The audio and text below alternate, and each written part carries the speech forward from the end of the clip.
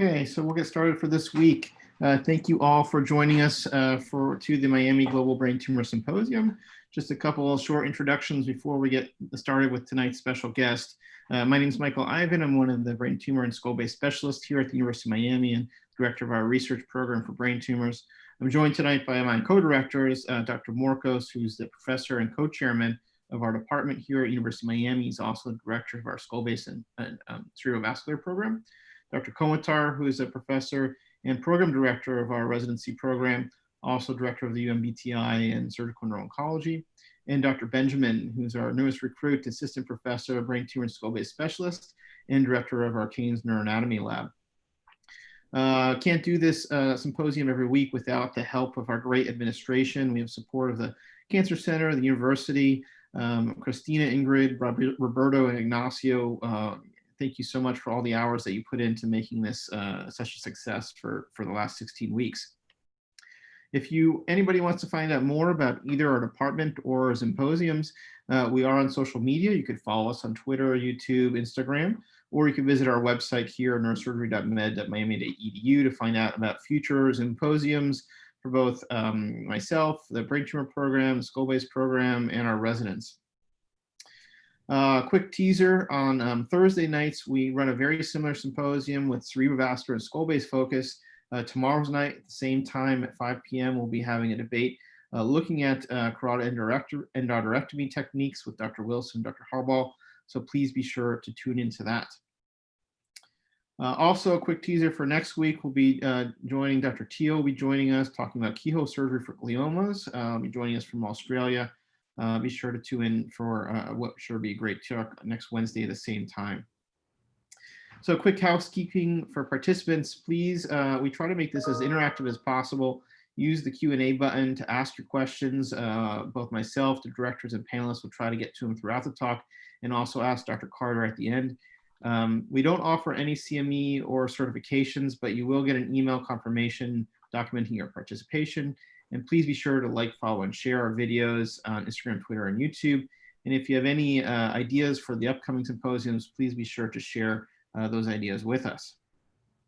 So let's get to this week. We have a great set of panelists, all coincidentally located in New York City, but phenomenal nonetheless. Dr. Oranger, associate professor at NYU. He's in the Department of Neurosurgery and Pathology, and a key component of their brain and tumor center. And he's a brain tumor specialist. Dr. Agarwal, assistant professor and director of the Skull-Based Center at Albert Einstein, also in New York City, brain tumor, skull-based, and vascular specialist, is also the assistant program director there. And Randy D'Amico, who's now on the famous Lenox Hill program. If you've missed it, please check it out. He's director of neurosurgery at Wyckoff Heights Medical Center and a part of the Northwell Health System, brain tumor and skull-based specialist. And of course, tonight we have a very, very special guest. Dr. Carter really is a great mentor and leader in neurosurgery to many of us, including me, really the epitome of a physician scientist. He's a neurosurgeon specializing in complex brain tumor, skull-based, and vascular pathology.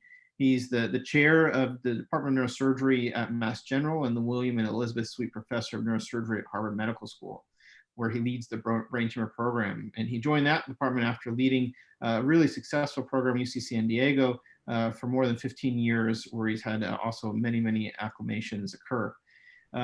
Even more impressive, he's NIH funded for over 20 years, where he devotes his research to promoting neurosurgery's use of tools and diagnostics, many of which we'll hear tonight.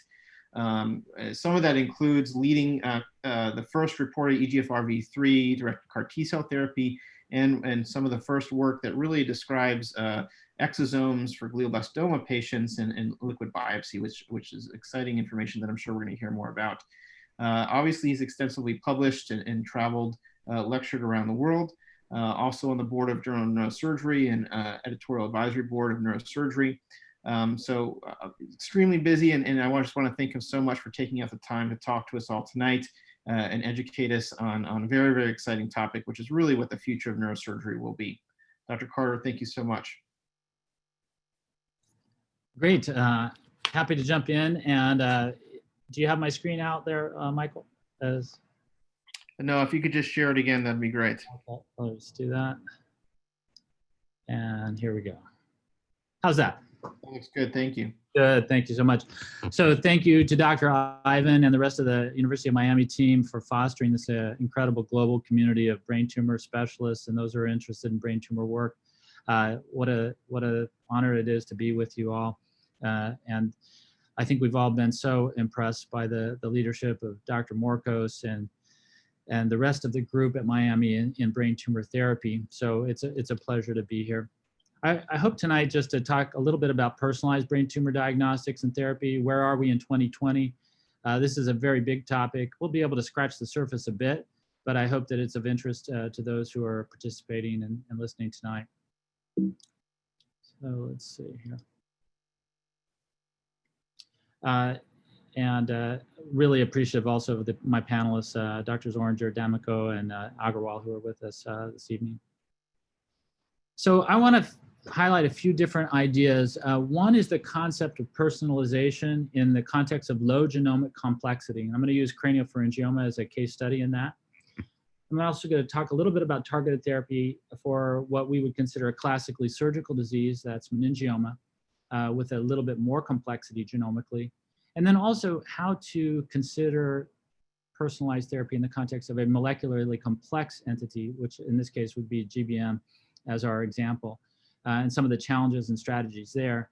And then also get into the diagnostics a bit as well. So I'll try to get through this in a relatively expedient fashion.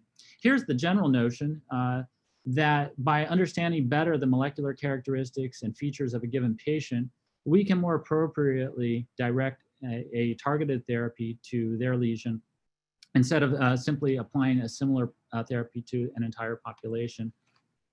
So what is it about brain tumors that make this a challenge, and what are the opportunities? So a first concept that I'm hoping to bring out is that single target therapies may make the most sense in tumors with low mutation rates and low molecular complexity. So here the case that I want to highlight is that of craniopharyngioma. We know that with genomic characterization of craniopharyngioma in the last several years, we've come to understand the canonical mutations that really drive this entity.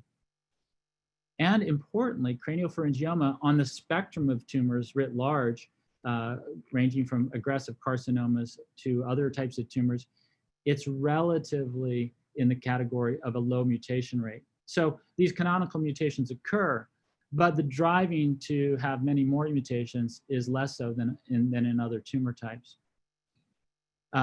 Histologically, of course, we have our two classic types, the adamantonomatous and the papillary types, occurring in somewhat different age groups, and the histology being characteristic of these two types. And then the canonical mutations in beta-catenin for the adamantonomatous tumors, and then BRAF mutations for the papillary tumors. This renders a certain opportunity to us to think about targeted therapy, as we've understood that really these mutations sort out and are present in greater than 95% of these subclasses. Of course, BRAF has been targeted in other tumor types.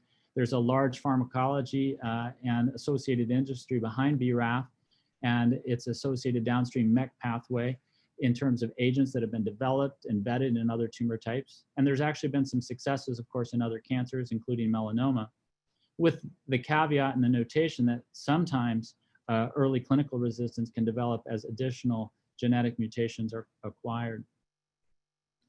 A few years ago, some of the team here at Mass General, this was Dr. Priscilla Brastianos and some of my colleagues, Will Curry, Dan Cahill, Fred Barker, Pamela Jones, highlighted a case which I think opened the door for conceptualizing this low molecular complexity targeted therapy notion.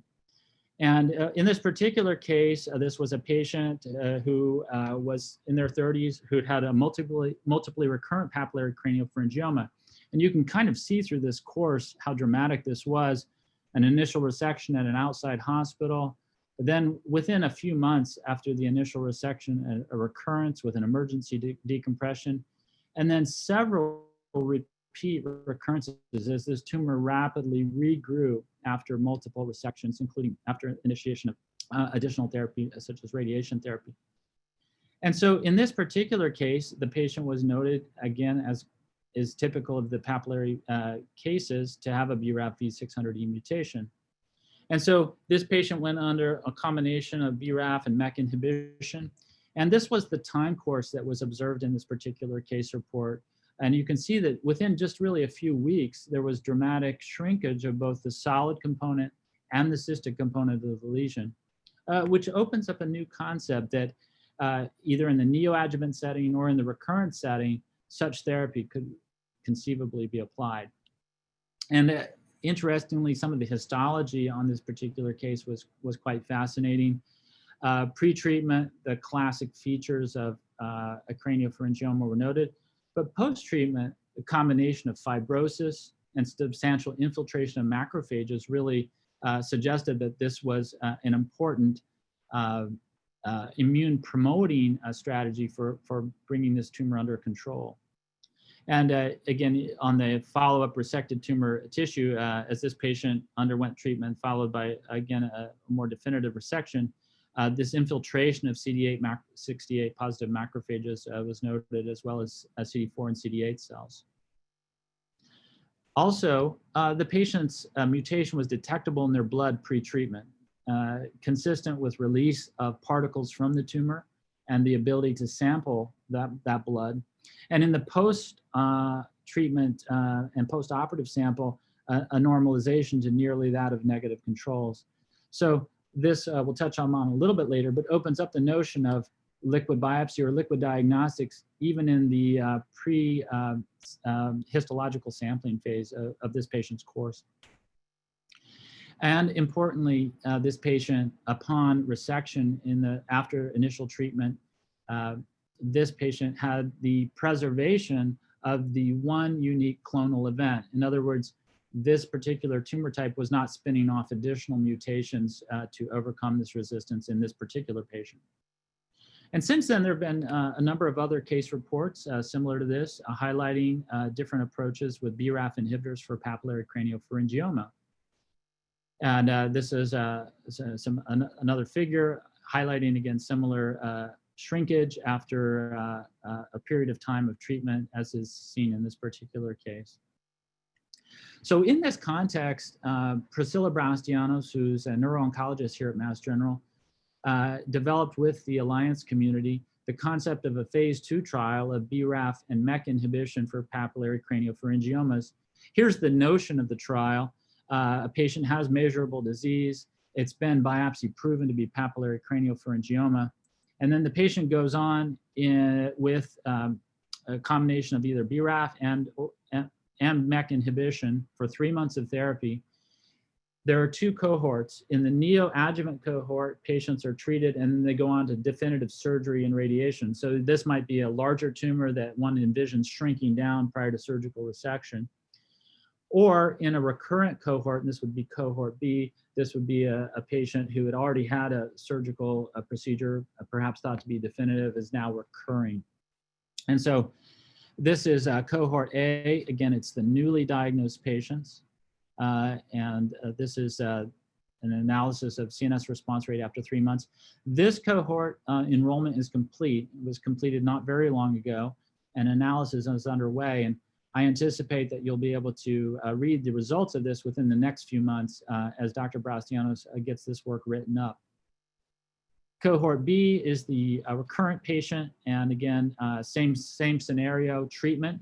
Patient can continue on treatment if there are no additional definitive surgical or radiation options available to the patient after the first 3 months of treatment. They can stay on the medical therapy.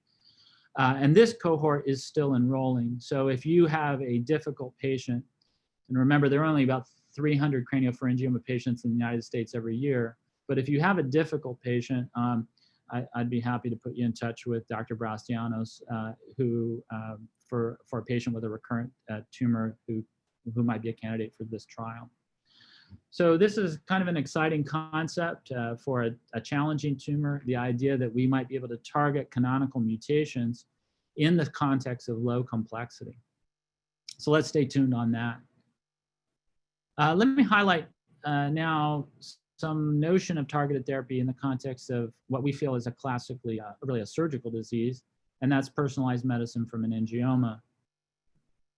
And of course, all of us have been involved with this work, and these are important tumors in the armamentarium of skull base and brain tumor surgeons in terms of the treatment modalities. These may also be suitable for targeted therapy, particularly in the context of relatively recent insights into genomic subclasses and an overall lower genomic complexity than other cancers. And again, as a surgical disease, I think we all enjoy operating and being involved with a patient who has a great outcome from a surgical case. But we know that even in the best of hands, recurrence is a real issue in terms of both benign grade 1 tumors, the atypical tumors, and of course the anaplastic tumors. And if you look at 5-year recurrence-free survival, in all of those, there are recurrences that do occur. This is a disease we've been treating for 100 years with surgery. Cushing gave this lecture in 1927, resection of olfactory meningiomas, and at his side, Louise Eisenhart, and her careful characterization of the pathology of these tumors has been something that we've relied on for many years. But we are also learning that certain genetic mutations have very strong predictive characteristics in terms of what patients are going to recur.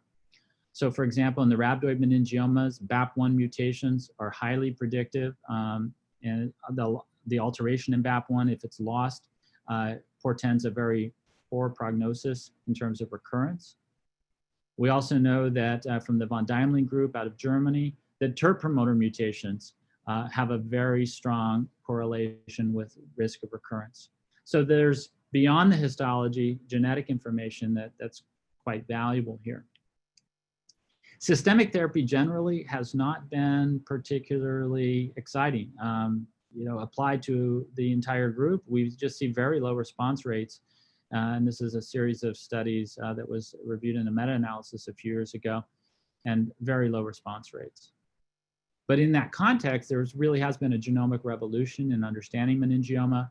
A number of papers from terrific groups highlighting perhaps quite specifically the Gunnell Laboratory out of Yale, Priscilla Brastianos, and some of the team here at Harvard Medical School, and others who've contributed to this ongoing understanding of what underlies the meningioma growth.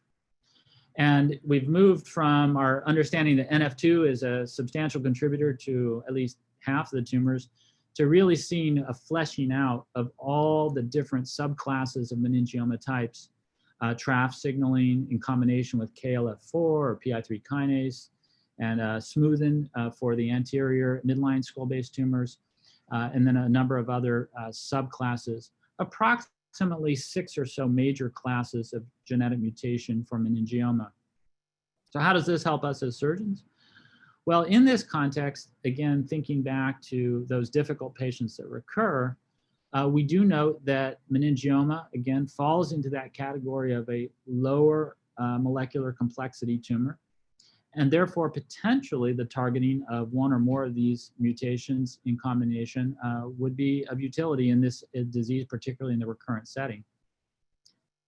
And with this background, Priscilla, once again, one of our just superstar clinical trialists here, took 3 of these canonical mutations that have substantial industry support in terms of drugs that have been vetted, the NF2 subgroup, the smoothen subgroup, and the AKT subgroup. And using the alliance mechanism, we also launched a set of trials in these particular tumor types. And this is, again, Priscilla's efforts. One of the arms has been completed and was reported at ASCO this year. And that was a phase 2 trial of targeted therapy. And this was the NF2 group with FAK inhibition as the downstream mediator. So here's the kind of baseline. These are recurrent or progressive meningiomas. I'll show you a little bit about those criteria in just a moment. Characterization at the genetic level. So sequencing to understand, are they in the smoothing group, the NF2 group, the NF2 in combination with CDK, and or the AKT PIK3 pathway. They undergo treatment with these agents, evaluation for toxicity, and then basically evaluation of radiographic response and progression-free survival, and have the option to stay on the therapy. And so here was this first group that was completed, And this was again reported this year at ASCO. So primary objectives was to look both at activity, 6-month PFS and response rate, and then also highlight toxicity. One thing I wanted just to highlight, what does it take to get in these particular trials? These would be patients who had had an increase in size of measurable progressive lesion by 25% or more, and that had to occur on scans that were occurring within a year of each other. So it had to be a relatively rapid increase in size. And then the measurable disease had to be at least 10 millimeters worth of measurable disease. And I wanted to highlight those two elements for you. Historical benchmarks were used to set the interest level in terms of response rate, and this was from the Cayley et al. Neuro-oncology meta-analysis in 2014, looking again at grade 1 and grade 2 and 3 patients. So I'll briefly highlight what's been found in this first group. Here was the schema and the randomization of both grade 1 recurrent progressives and then grade 2 and 3 recurrent progressives. And you can see a little bit about the patient characteristics here. Average age about 50 for the grade 1s and a bit higher for the grade 2 and 3 patients. A number of them had been on steroids prior to treatment.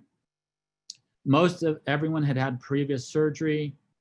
Almost everyone had had, a vast majority had had prior radiation therapy, and a number had also had prior other systemic therapies in these cases. And so here are the curves for both the progression-free and the overall survival. And in the grade 1 patients, the progression-free survival at 6 months was about 83%. For the grade 2 and 3 patients, it was about 33%. And then overall survival, 100%, 91%. And this was compared against the rate of probable of interest in this meta-analysis that I mentioned. Greater than 50% for grade 1 and greater than 35% for grade 2 and 3 as being of interest to proceed to a phase 3 trial. And so it looks like for the NF2 subgroup, that will now proceed along to a phase 3 trial for patients with NF2. And toxicity was tolerated in this series. And then a couple of other things I just want to mention, which is I highlighted that there were some other subgroups, the smoothen subgroup and also the AKT subgroup. And those groups will be essentially reopening here post-COVID and continuing enrollment. So that will occur in the next few weeks, and patients will be able to re-enter into those subgroups and those cohorts while the planning for the NF2 phase 3 is ongoing. So this is, again, a notion that deserves investigation for patients who've had great surgery, but now are faced with the difficult problem of recurrent and progressive disease. And that's our overall schema. You can learn more about these trials at clinicaltrials.gov as well. One harbinger of potential problems is the fact that as we move from grade 1 to grade 2 to 3, we know that genomic complexity increases. So we may find that the most difficult tumors, the ones that would benefit the most, also this issue of single agent therapy is something that comes back to rear its ugly head. So in summary, a new understanding of underlying meningioma genetics and the first trials of specific pathway inhibitors have been initiated. And I want to call out many of those here at my institution who've contributed to this work and some of their efforts. So let me talk a little bit now about the biggest challenge, which is the context, the concept of personalized therapy in a situation of high genomic complexity, such as in the case of GBM. And I really think that we just probably ought to put it out there up front. The single agent personalization in this context is really likely to fail because of that genomic complexity. So we need to be thinking about strategies that get beyond single agent for this type of complex tumor. I'll just highlight an example of this. A few years ago, we built out a CAR T cell that was targeting EGFR-B3 positive tumors. So the antigen is, of course, presented, and this is a typical CAR-T construct with a single-chain antibody that binds to a signaling moiety and is transduced into its CD8 positive T cell for redirection towards basically cells that express EGFRB3. We now know that great work has been done in the blood cancers to show that this is clinically efficacious in those tumors, and there have been advances in the typical signaling moieties that have been used. This end effector cytotoxic T cells can be engineered genetically, which does open up interesting concepts for brain tumors. We don't have really evidence or FDA approved evidence for use of this strategy in solid tumors, but it's an ongoing area of discussion. And so again, the standard way that T cells are recognizing antigen is in the context of MHC1 binding of peptide in the peptide cleft, and the CAR-T approach is really directly binding antigen.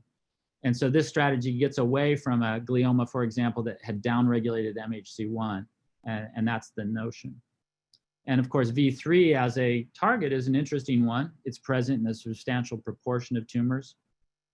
About 35% of GBM patients have this particular antigen. So it's a very reasonable concept to try to go after it with a CAR-T approach.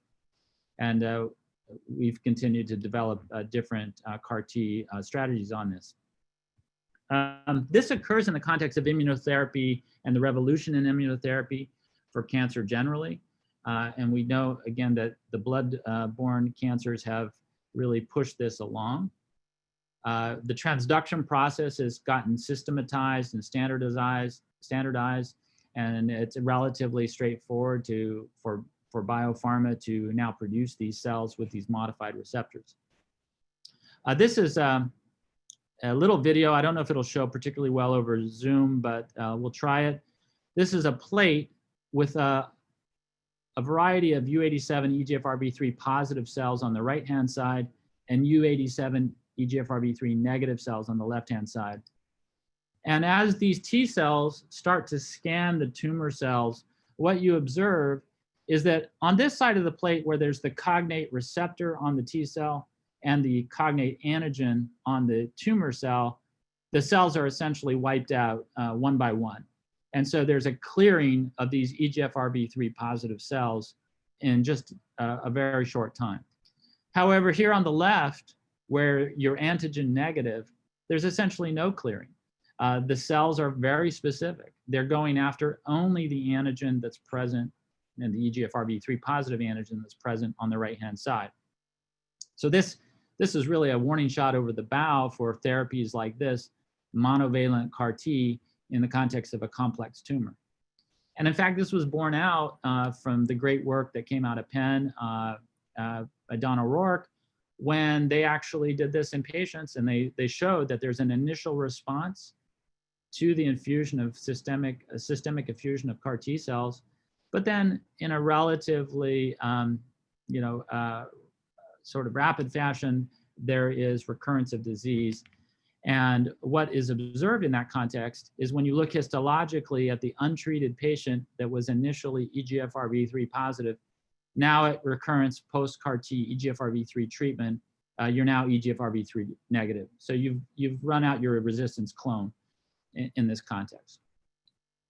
And we could predict this, but we also know that this genetic engineering approach holds promise because there are other things that we can do.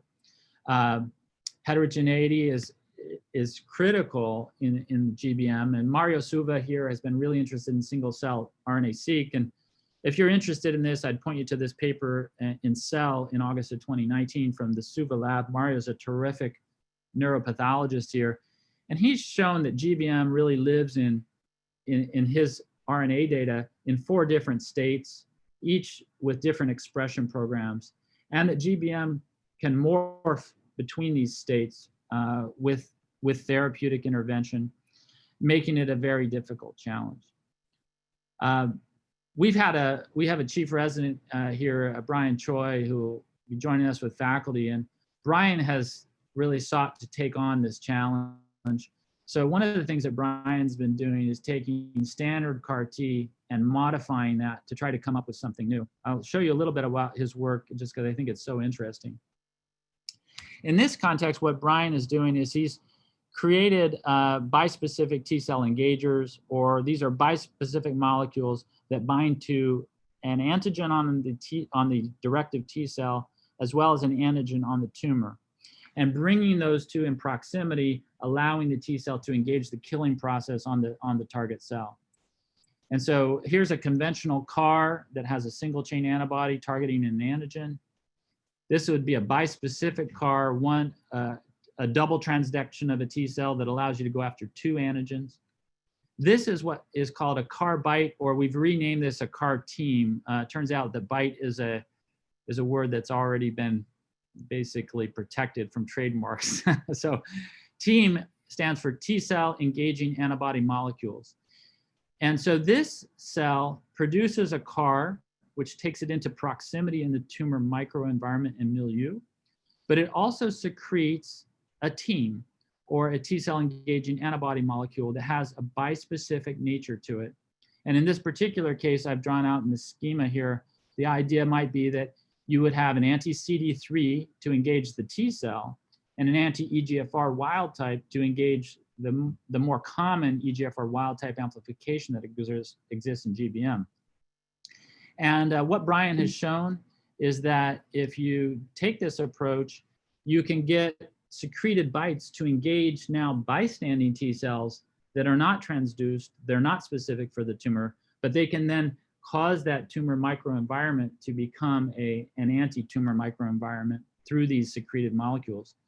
And he's shown efficacy in preclinical models in preparation for a phase 1 study of this approach. And also note that it would be very difficult to give a systemic administration of an anti-EGFR CAR because of the widespread expression of EGFR. However, in this context, you're doing very local expression, and Brian showed that this helps mitigate systemic toxicity. So GBM is complex, but genetic engineering is complex too, and there may be a way to fight fire with some of these engineering approaches. I also note that Brian's taken this one step further, creating a CRISPR-Cas9 strategy to knock out PD-1 on the CAR T surface, rendering it less susceptible to the immunosuppressive microenvironment. And this is kind of what that construct looks like in his recent publication on that. So what about personalization for something that, as neurosurgeons, we do all the time, operating on patients? And we know that there's the proliferation of molecular information now about our patients. We know that this is prognostic, particularly in the context of IDH1 mutation status, showing much improved survival with those patients with mutant tumors. We know that this also predicts response to chemotherapy, and emerging evidence that this predicts response to GTR. And these mutations bear being analyzed in really every patient to understand better their predicted natural course. So how would we improve outcome for patients with gliomas? Part of that's understanding that outcome is related to natural history plus treatment. But if natural history is really dictated by classification, we have to get the classification right to best do that. And of course, WHO 2016 does that to a great degree, goes beyond the histological diagnosis that we've all relied on for so long. And in this context, molecular biomarker information actually, I think, can be helpful to us even as we're planning surgeries. So let's just talk briefly about a patient like this, a large non-enhancing component and perhaps a small dot of enhancement here. Depending on where the patient's biopsy, that biopsy may come back as a grade 2 tumor, or maybe if we get that enhancing component, we might see grade 3 or grade 4 disease.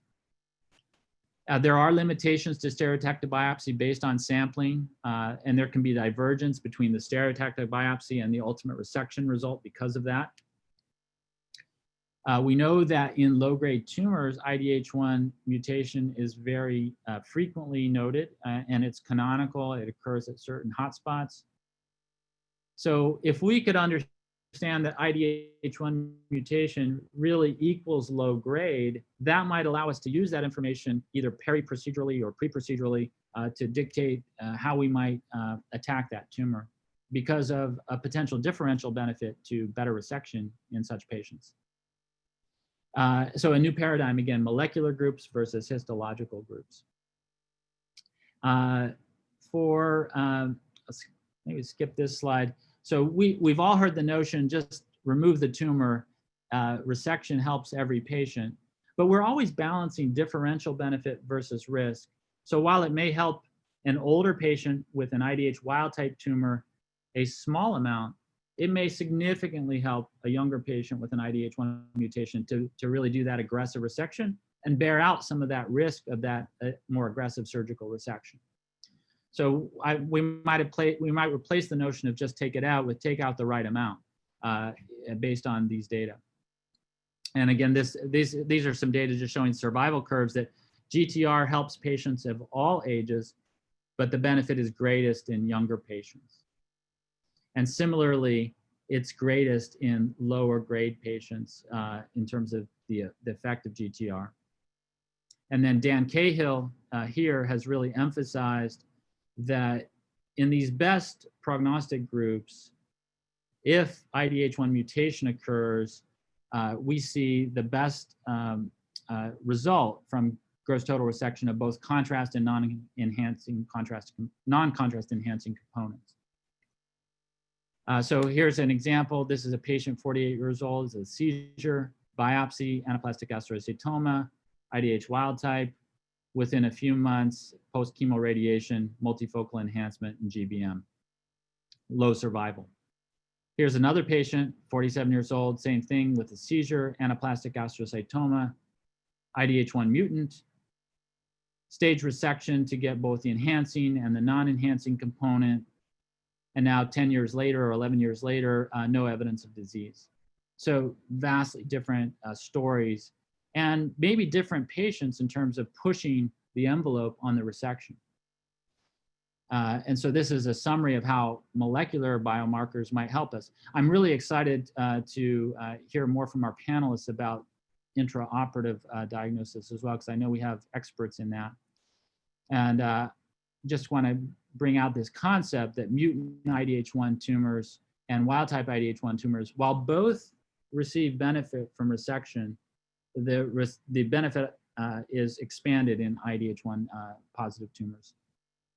And I'm going to skip this part and move on. So we had a couple of neurosurgeons who've been really interested in pushing the envelope. How can we figure out earlier in the process if a patient's tumor is IDH1? And Ganesh Shankar has pushed the idea that maybe we could achieve intraoperative IDH1 status or diagnosis.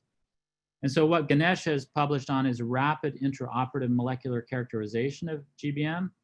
And the idea would be that a newly identified brain tumor is there, resection occurs, and in the moment, one could actually deliver an anti-IDH1 adjunctive therapy.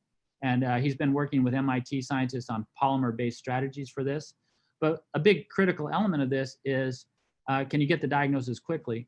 And so he's developed a qPCR assay that can be done in about 30 minutes, which in our hospital is not too dissimilar from the frozen section time, and is able to characterize IDH1 intraprocedurally in a CLIA certified assay. It's a standard PCR approach with some special tricks to improve the annealing of the probes, but this is, again, a rapid approach.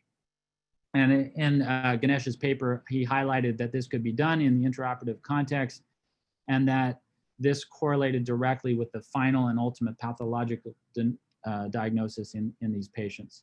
So again, rapid diagnosis intraprocedurally and with an eye towards a future IDH1 or other mutation-directed therapy is kind of coming our way. And again, I'd love to see some of the work on Raman spectroscopy and other techniques that can maybe be much faster than this. So I won't touch on this, but this is the team that's been working on that. So in this last little section, I just want to highlight a little bit of work about the liquid biopsy approach. And we have a substantial team that's interested in liquid biopsy. The idea is, could we know molecular status? Could we even diagnose a tumor before touching the tissue based on an analysis of blood or CSF? And this is a relatively long story, and I won't be able to tell all of this story, but it starts with our interest in about 12 years ago in extracellular vesicles and understanding that tumor cells, particularly GBM cells, are releasing these vesicles into the plasma. And we've now come to learn that GBM cells also release entire cells, so circulating tumor cells. They release a cell-free fraction, including DNA and other proteins, and then also this exosome or extracellular vesicle fraction that encapsulates some of these macromolecules. These can all be assayed in different ways, these molecules. And this is an up-close view of them on microscopy. They're less than 100 nanometers in size, but they do encapsulate cellular RNA and associated proteins. So these are released, and this is a schematic that shows this. They're formed in the microvesicular body. They get released into the intercellular space, and they can be taken up by target cells and influence the microenvironment. And there's a large literature on that. But the main messages that I want to highlight for you, this is really a new way for cells to communicate, or a newly conceptualized way that cells communicate with each other, and that during this communication, we can sample these vesicles and assay them. And this can be done at the protein level in terms of glioma detection. This is a paper in Nature Medicine a few years ago where we highlighted that you could couple these to magnetic nanoparticles and capture them and then assay them. They reflect the cell of origin, so the vesicles themselves are reflective of the tumor in terms of the protein characterization. In this study, looking at 24 patients with GBM versus 8 normals, there was a nice ROC for distinguishing the GBM patients from the normals, and that was of note. And this was a set of sampling of vesicles with these associated proteins on their surface. We can also detect mRNA and get a similar distinction of the GBM patients versus the controls. And then lastly, you can do targeted mRNA capture such as MT mRNA and look at therapeutic response. These are all still preclinical and being evaluated. And one of the questions that we've had is whether this could be done to really help us diagnose or predict therapeutic response or monitor therapeutic response in patients. And so a first look that we did in collaboration with the team at Miami, and Dr. Komatar was a key co-author in this paper, was to show that in CSF, they're abundant, and we can detect the same mutation that's in the tumor at about a 50% sensitivity. And we thought that was actually a good starting point. It raises the concept that an LP could actually help us diagnose a tumor that was perhaps in a difficult location. And we published this a couple of years ago in Neuro-Oncology. I'm going to skip past this. We've also looked at CSF in terms of IDH1 and have similar results in terms of sensitivity. So for us, the clinical conception is, could this help us with a difficult to biopsy lesion or therapeutic monitoring of a biologic or viral or chemotherapy? There's a challenge because vesicles are released from every tissue. So one of the challenges that we've taken on is try to parse out the tumor-specific vesicles. We've done this in collaboration with some of the companies that are working with fluorescent detection of tumors, and this includes the 5-ALA story. And so we've shown here, and I'll just highlight that fluorescent positive vesicles are released from 5-ALA treated patients, raising the notion of specifically sampling those vesicles. So can this scale to these questions, and can we actually answer this? In my last moment, I'll just highlight this one exciting work that we have out for review right now, and that is the detection of Terp promoter mutations in plasma. Turns out that most GBMs have Terp promoter mutations, about 80%. They're also seen in grade 2 and 3 tumors. This is very predictive of survival in terms of, in combination with understanding IDH1 status. We've developed a liquid biopsy for Terp promoter in cell-free DNA. And this has always been a challenge because historically brain tumors were not thought to be accessible via cell-free DNA. And in this particular PCR-based assay, Kaushik Muradlan in our lab has highlighted that using some modifications to the PCR step itself and also the sampling step, we're able to detect very low levels of circulating tumor DNA, consistent with the type of levels that you'd see in brain tumors. Less than a few percent has been reported previously because of this challenge of the blood-brain barrier. But in this assay, we've just recently completed a study of about 157 patients. 122 of them were analyzed in a blinded fashion. And we had about an 80% sensitivity in the blood of detecting Terp promoter mutations and a specificity of 90% plus. So where I see this going is therapeutic monitoring of disease burden in patients in terms of active disease. And we have a few patients that we've analyzed in longitudinal fashion and seen Terp float with disease burden.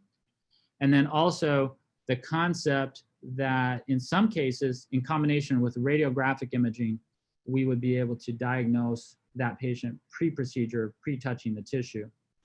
So that's a whirlwind, perhaps somewhat exhaustive tour of personalized medicine in brain tumors. And I'm going to pause there and just open it up to questions and hope you've gained a little bit from this conversation.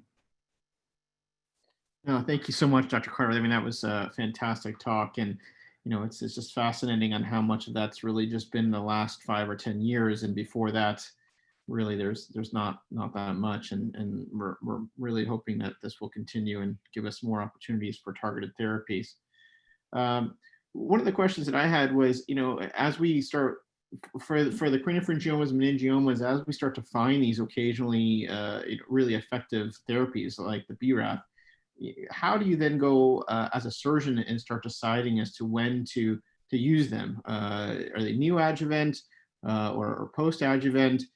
You know, sometimes patients present with symptoms that are pretty subtle, headaches or questionable, you know, numbness and whatnot. And are these therapies, do you think, that we'll eventually be using pre-surgical to see if they work before actually knowing? That's a great question, Mike. And my personal belief is that as particularly these first alliance trials get published, we'll start to have the confidence that they're safe to use in the neoadjuvant setting. And I could definitely see, you know, that craniopharyngioma that extends superiorly and is really involved with the hypothalamus. That might be a set of patients that we start to say, well, you know what, let's go neoadjuvant for a period of time, see if we can get that ready for a definitive surgical procedure that's safer and a little easier on the patient. So I do think that would be the dream. The question would be, you know, again, what do we see as these results come out? But that's really, I think, a potential opportunity. Yeah.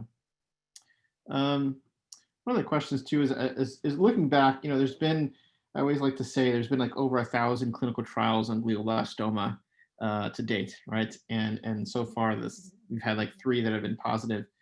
Looking back on those, so few of them talk about everything you just mentioned, profiling and the subtypes and the alterations.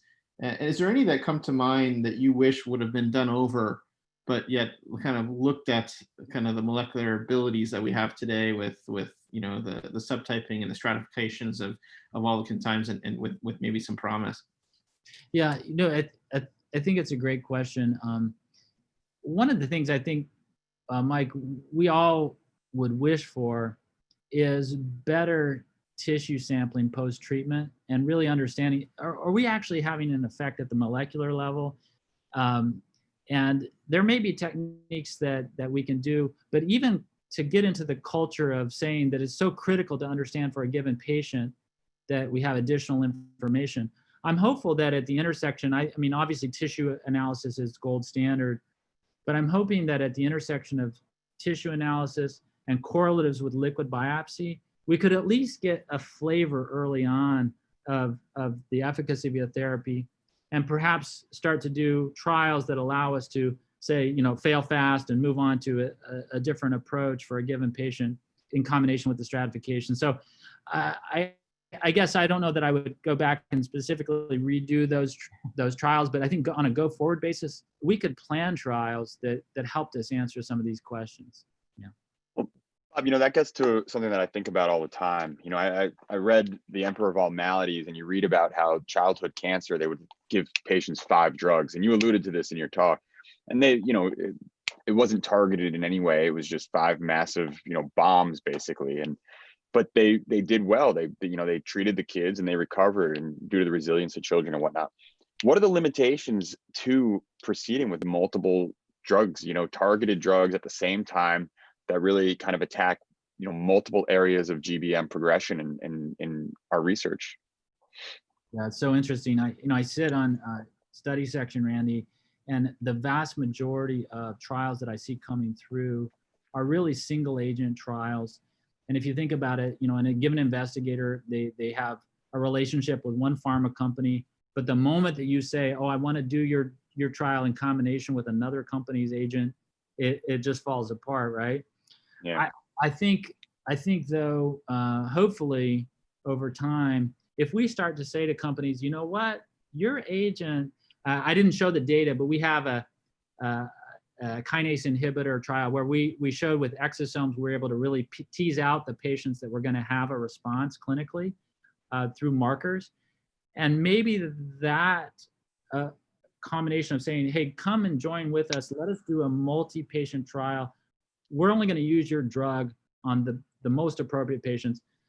But then building in an insistence that, hey, we have to have coming together, particularly on the pharma level, of multiple agents. But I think it's a real problem. And I always feel badly when I see a trial that's proposing just a single agent attack in GBM, because I just feel like it's run through time and money. Yeah. Agree. Yeah. Okay, let's get to our cases then. Maybe Dan, do you want to start us off? Okay.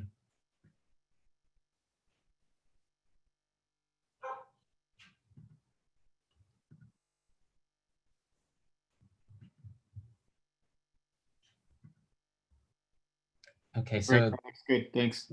can you hear me okay? Yeah. Yeah, so this is a hybrid case presentation and a little bit about some of the technologies that Dr. Carter alluded to.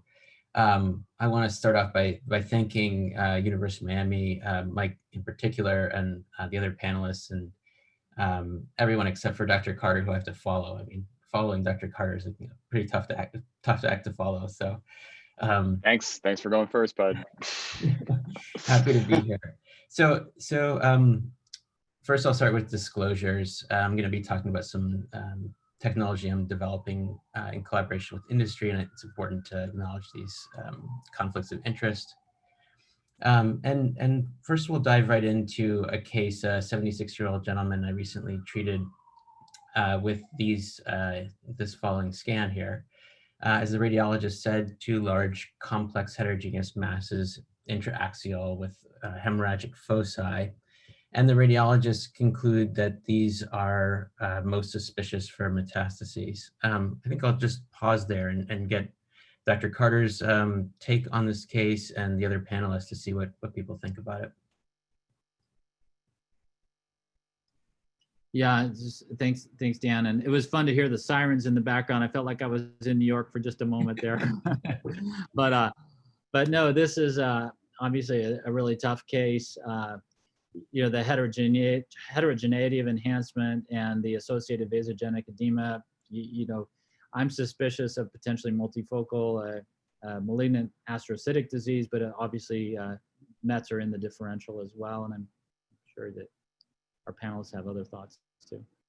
I think these ones are hard. I think with that amount of vasogenic edema, it's so hard to counsel the patient on, you're going to have Mets treated, systemic disease control is good, you're going to have a normal life expectancy or a decent one, or you have multifocal GBM and 11 months to live. So we would probably do just a needle biopsy, probably on that right anterior lesion, just to get an idea of what to counsel the family on.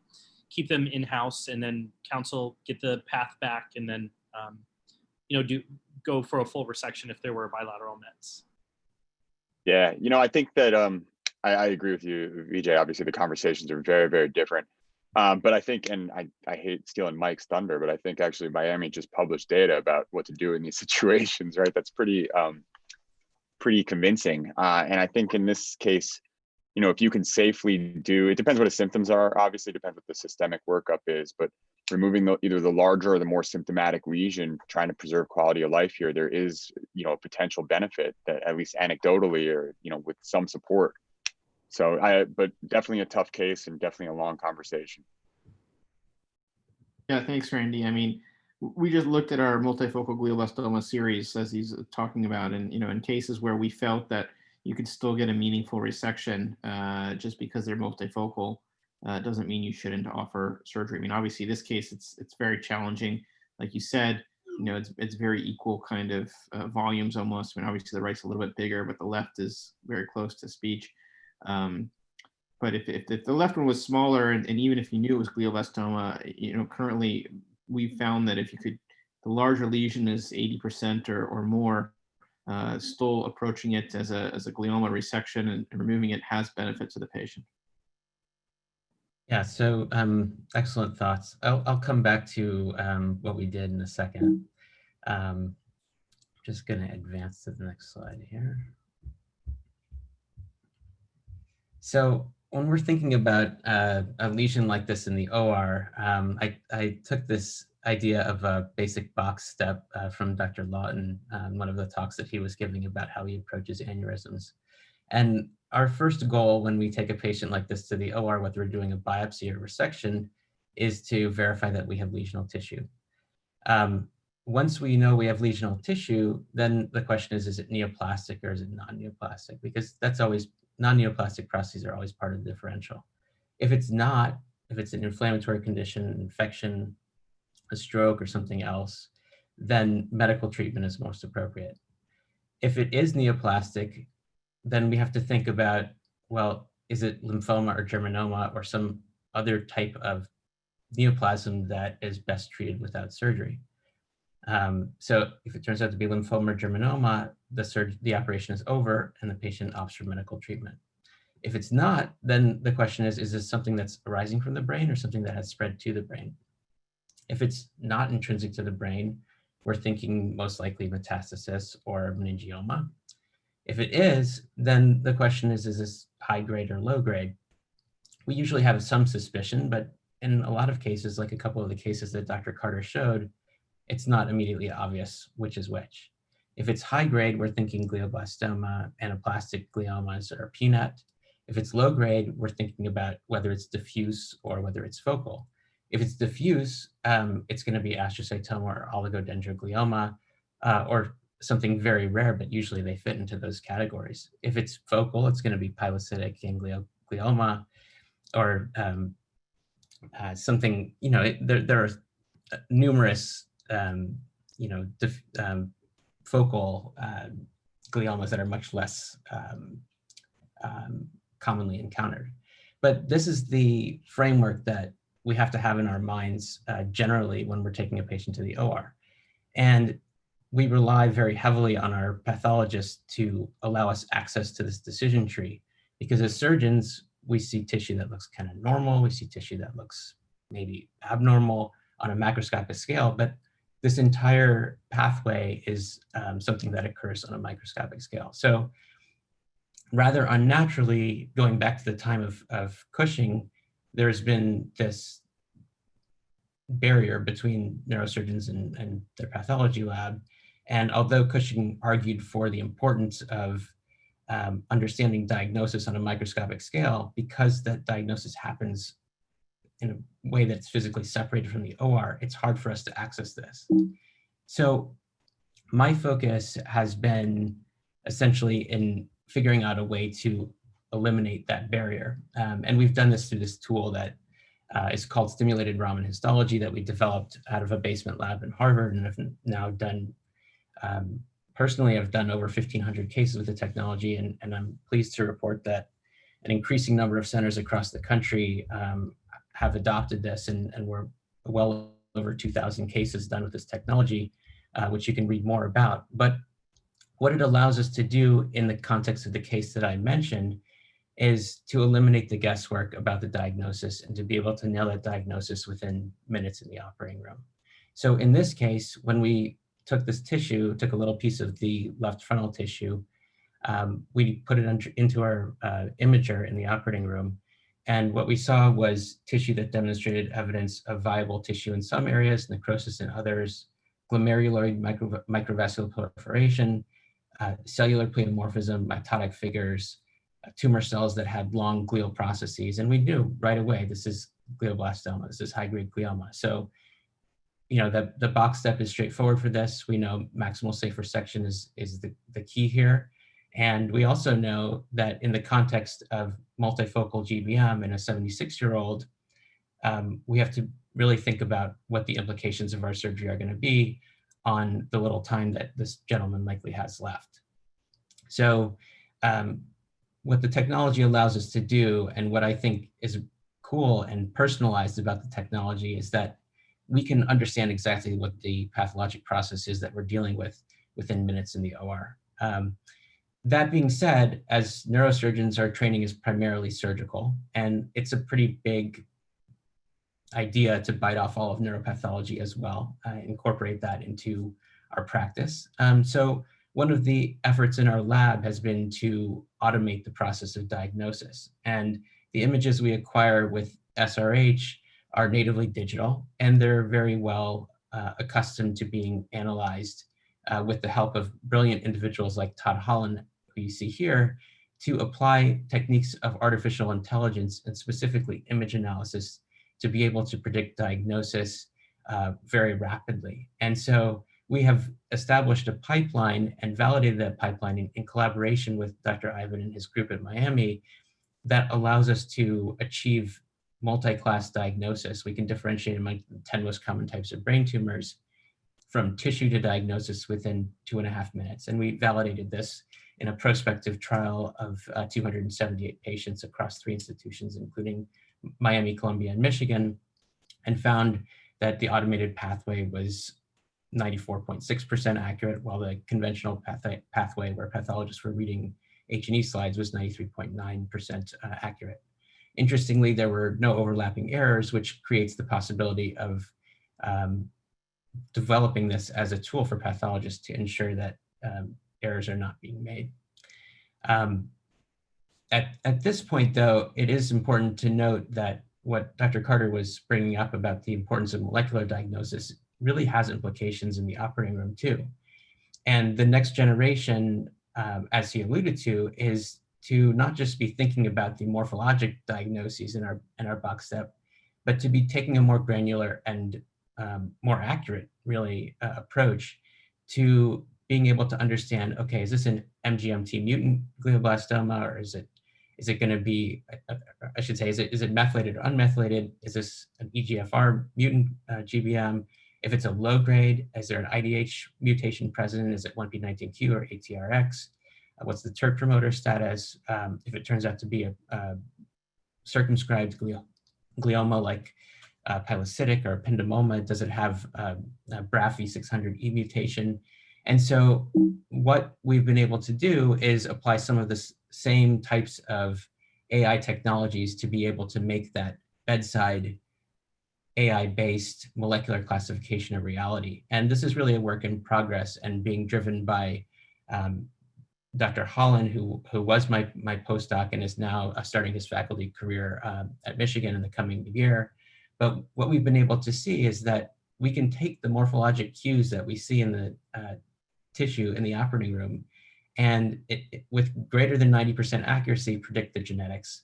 And this really does create the possibility of a very streamlined pathway from tissue to molecular diagnosis within minutes in the OR, and creates the possibility of doing personalized medicine in a way that we hadn't ever conceived of before we had access to that data on that time scale.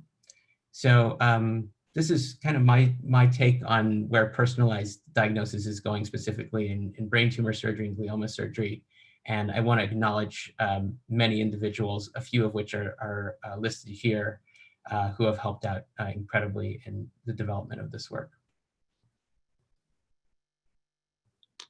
Thanks, Dan. Dan, I just think your work is so terrific here, and honestly, it's one of the most exciting things I've seen in a long time in terms of changing the dynamic in the operating room environment.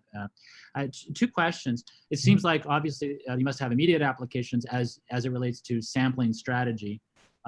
You know, you sample and then you're not quite happy with the sample, and then you might use this information to quickly resample. So that's one concept. And then I guess the other question I'm interested to hear, and I think perhaps broadly the participants in the audience, tell us a little bit about pathology and your relationship with pathology and the political side of working this. Yeah, so great questions.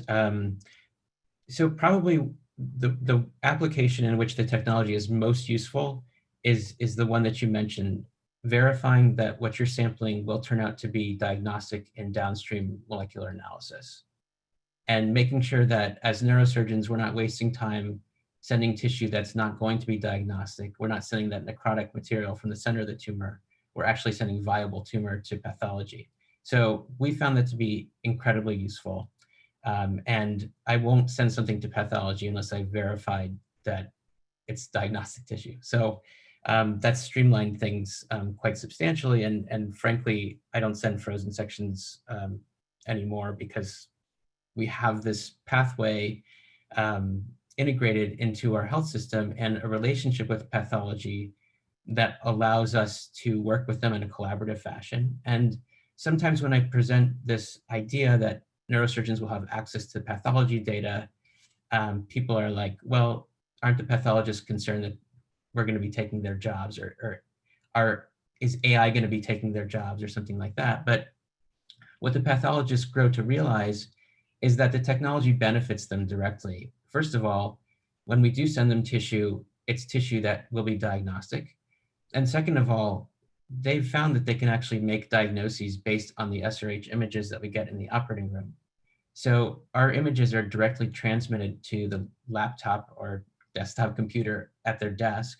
So they don't have to get out of their chair to be able to make the call. And one of our neuropathologists, Matthias Nuderl, who's really been progressive on this, prefers that I don't send frozen at this point, and just we do the SRH, and he's happy making a call based on that. And of course there are exceptions, and there are limitations to any approach and a new approach like this. And there are going to be certain things where we're just not able to see the information that we need to. And this shouldn't be thought of as a technology that would replace frozen section. It's simply complementary. And there's going to be a learning process for neurosurgeons, and there's a learning process for pathologists. But when we work with them in a collaborative way, the integration of the technology seems to be smooth. And I've done that at 2 institutions, so I think it's possible to replicate it. Great. Brilliant. Thanks so much, Dan. Who wants to go next, Vijay or Randy? Very cool. Vijay, do you want to jump in? Sure, be happy to.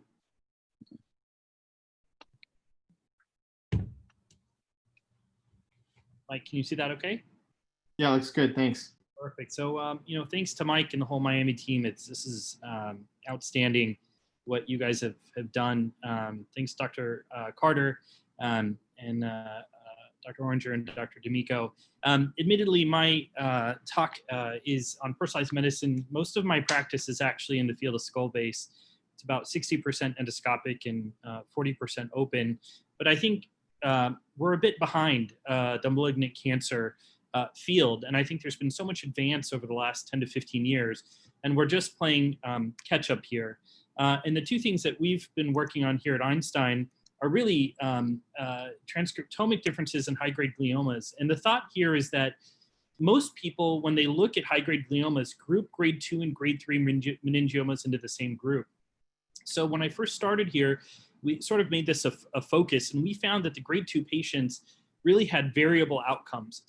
They all recurred, but some had very quick recurrence and some had quite late recurrences. And so we really started to investigate why that is. And we thought, you know, it may not be fair to group those patients into the grade 3 group. And so we found a few possible culprits in terms of specific genetic alterations. And what we've been doing is analyzing those. And so we have found, at least anecdotally, that the ones we're looking at have an unfavorable prognosis clinically. So we've sent our first sort of 27 patients from the grade 2s, but I think the most important thing, I think it's appropriate after Dr. Oranger's talked, we went back and saw some of the path, and some of the path was incorrect, actually. So some of the bad acting grade 2s in retrospect were actually grade 3s. So we filtered based off of that, clarified that, and then moved on to fresh samples post our brain tumor bank. But just a couple of slides on the project that we're also working on concurrently, the expression of co-inhibitory molecules. So just as the revolution for immune checkpoint inhibition has really changed the overall survival for lung cancer patients, I think there's a real role for immune checkpoint inhibitors in our field for supracellular lesions. And I think that this kind of shows an example. It's a case we did recently, and we of course did it through a combined approach. I think it just would be tough for us to reach past elevated carotid terminus, and so we did it through a combined approach. But I think this sort of speaks to this sort of technology. And so we collaborated with Dr. Zhang's lab here at Einstein. He did his postdoc on the West Coast with Dr. Allison. So a lot of his postdoc work went towards the Nobel Prize in 2018. And when he came to Einstein, he was very interested in looking at these unique immune checkpoint inhibitors that he had discovered in his lab and their role in malignant brain cancer. And it just took a very little bit of convincing for him to start looking at these in benign disease and skull-based tumors. And so we were really interested in this B7H4 transmembrane protein. And so it binds actually an unknown receptor on activated T cells and really inhibits their function. And we found in sort of our early work that they're implicated in pituitary adenomas. And I think that this plays a role when you have NOSP3A, 3B, and 4s. So essentially when you have extension, we found intraoperatively a lot of these pre-op images show bowing of the cavernous sinus, not so much encasement of the carotid. So if you decompress, you can reach around and get a gross total. But when you actually have 270 and 360 encasement of these arteries, it's very difficult for us, for far extension lateral in the temporal lobe, to resect these on patients without a combined approach. And so to Mike's point, when we would use something like this, if B7H4 actually does turn out to be implicated, the way we see these clinically is just as radiation has been used to shrink esthesioneuroblastoma before resection to bring in negative margins and resect those. This is what we would see eventually for this sort of discovery, that these patients with encasement or 270-degree encompassing of the carotid arteries, where they may need a combined approach, could be treated preoperatively, shrink the tumor, so a single transnasal approach could resect. And so we've just started sending our initial samples, testing intraoperatively to check for an assay we developed in the lab for the B7H family, specifically for supracellular tumors. And what's interesting is we sort of set out to do primarily pituitary adenomas, but we've had a variety of supracellular pathology, including metastasis and things like that. So the data is still quite early, but we're hoping to get an idea of the role the B7H4 family plays. And this is a case we have coming up, but I think that this would be a perfect example. And with this much lateral extension to the carotid, we're planning a combined approach on this patient, but this would be a perfect example where eventually, if we had personalized medicine for skull-based tumors, we could preoperatively treat these patients, as Mike had mentioned, to shrink this down where it would just necessitate a transnasal approach to potentially resect those tumors. So I think we're a bit behind sort of the malignant cancer realm, but I think a couple of those recent cases show the power in benign skull-based disease as well. BJ, that's terrific. I didn't mention in my talk, but one of the things that Priscilla is working on is a Pembro trial in meningioma. And I think this would be a good example of trying to work out the concepts that you've elucidated and neoadjuvant therapy in certain situations. The tumors that you're showing would absolutely, I think, benefit from that if that shows efficacy. So yeah, that sounds great. It's a lot of that work from MGH and Ian Dunn in Toronto, and it's really laid the groundwork. So yeah, hopefully we find something. Great work, Vijay. Yeah, I know Gabe Zada also is looking a lot at the PD-1 and pituitary as well, and I think that's going to be super helpful in these very, very challenging cases like the one you're showing. So good luck in that case. Absolutely. Full day's work. Okay, Randy. Yeah, I'll share real quick. I think Vijay, you got to stop sharing first. Yeah. So truthfully, the reason I'm happy to go last is because Dr. Carter already talked about the majority of what I was going to talk about, which is fortunate. But basically, this is a 23-year-old with recurrent pilocytic astrocytoma. He had had 2 previous interventions, and obviously a difficult place and a young person. But the key was that we had the BRAF V600E mutation. And so, you talked already about this. And I think, just to kind of harp on a few things, even though these aren't, molecularly complex or genetically complex lesions, the interesting thing here is that this mutation predicts therapy response, regardless of your histology. And so it really, I think, highlights, and you mentioning as well, especially starting your talk off with it, the necessity of looking at these things now. This is modern, tumor medicine. This is modern neuro-oncology. We have to characterize these tumors, and we have to be, goal-directed and patient-oriented with our treatment. And so again, the majority of this kind of rehashes what you talked about, but let me scoot back over here. It's also important to realize that, this isn't just a papillary craniopharyngioma mutation. And so the case I showed was a pilocytic astrocytoma, and granted, it's only 9% of these cases, but again, reflecting the importance of considering everything and doing these assays and panels to really characterize, what we're treating. And so we used combination therapy, dabrafenib and trametinib, which we know is under phase 2 trial evaluation. And this was our response, and it's a complete clinical improvement based on looking at symptoms, and then a partial radiographic improvement, but still a 92% reduction in tumor volume, and still going now for 30 months, which is incredible. And just again, the power of what this holds if the future of neuro-oncology is incredible. The one thing I always think about, and it's unrelated to this, but more related to the stuff that I'm more interested in, is not every drug gets to the brain, and we know that this is a hindrance, and so I tend to think about these things not so much of extent of resection anymore, but extent of treatment, and that's kind of the future of what we have to do. And so, how are we going to how do we get the drugs that we need, or the therapies that we need, the nanoparticles that we need, whatever it is, into the brain? And so I've looked at the past, and this is just a figure from a paper that I have out, where it's convection enhanced delivery. Right now at Lennox, we focus on intra-arterial delivery.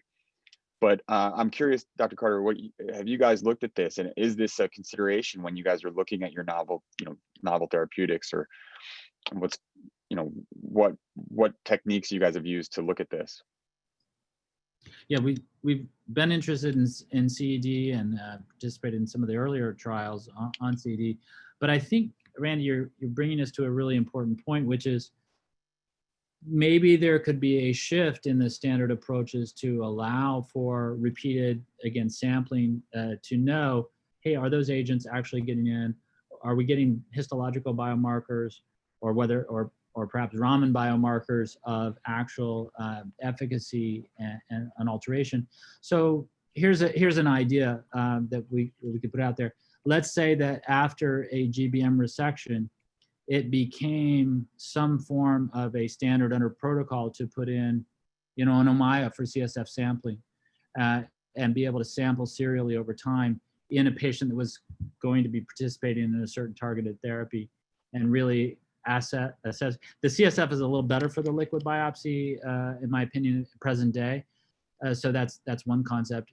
Maybe blood as well. We're a little farther behind on blood. Tissue would be important, having protocols. So there's a U19 out from the NIH, which is a big consortium grant, and they want to look at small molecule inhibitors. I hope that some of the projects in that U19 do repeated sampling of the tissue. Yeah, that's huge. We did that actually. We're putting it together now, but before I left residency, we were doing repeat sampling on our convection patients with Jeff Bruce at Columbia. And we have some of that data about post-treatment. Now, the issue is what drug you treat with, right? And how every individual drug is going to change this. So I think what you're saying is absolutely critical. You need to follow these tumors. They're, you know, they're heterogeneous. That's just by nature of how they work. And every cell is going to change in a different way. And we need to be able to, you know, trend that and monitor it and anticipate, you know, with our treatment, what's going to happen next so we can, you know, be there to stop it. And Yeah. Dan stuff's always super impressive. I love it. One other thing I'll highlight, Randy, is, you know, you highlighted the fact that certain alterations might only be present in 6, 8, 9% of patients, but wow, it can be so powerful in those patients. And I think as we start to pick away at those percentages and have a portfolio of agents for each mutation, it gives us an opportunity. Yeah. Then you're just limited by the study design. That's it. Trying to figure it out. Yeah, and I think that's a great case example, Randy. I mean, I had one too, but I saw your slides and it was very similar. But you know, these deep thalamic or interventricular low grades, where the patient comes in with a headache and maybe some hydrocephalus, this ability to biopsy and maybe stop and then do precision medicine and decide, you know, do you want to do this radical resection in a high risk area, or if there is a BRAF mutation or additional mutations that we will find, is it the right time to try that first and then to shrink the tumor or not? And time will tell, but I think that's the way we're moving. But I just want to thank everybody. I mean, those were really phenomenal talks by everybody tonight, especially Dr. Carter. Thank you so much. I think the future is bright in brain tumors, and it's thanks to many of you who are here tonight. So thank you again. Thanks, Mike. Thanks, Dr. Carter. Thanks Thank you, Dr. Carter. Great session. Thanks everyone for bearing with us. So, good night. Take